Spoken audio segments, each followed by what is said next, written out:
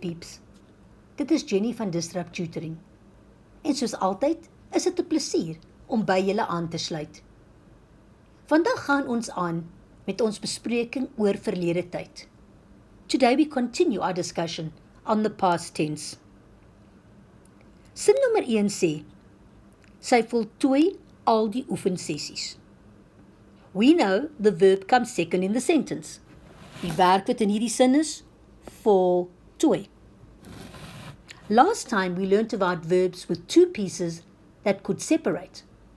This time we have a verb with two pieces, voltooi, which cannot be separated.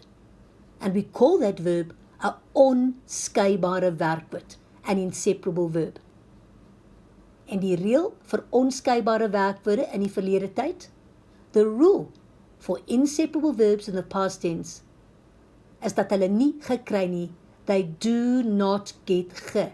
But, like many rules, there are a couple of exceptions which we will learn at a later stage. Kom ons begin nou met hierdie antwoord. Die afgelope 2 weke, that means the past 2 weeks. So we are doing past tense, verlede tyd.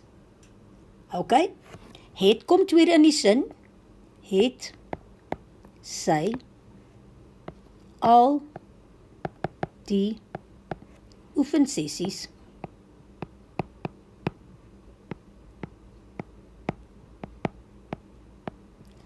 voltooi. Daar is die tweede. Hier is my werkwoord aan die einde, hier is my verb at the end. But it's an inseparable verb, so it does not get ge. Voordat ek afsluit, wil ek net baie dankie sê aan ons Epic Borgmaatskappy wat hierdie video moontlik gemaak het. Lees alles oor hulle in die beskrywing hieronder. Onthou om ons webtuiste te besoek vir meer van hierdie Epic studieklas video's. As jy nie die antwoord op jou vraag kan vind nie, stuur vir ons die vraag en ons sal antwoord met 'n persoonlike video net vir jou. Tot volgende keer, bly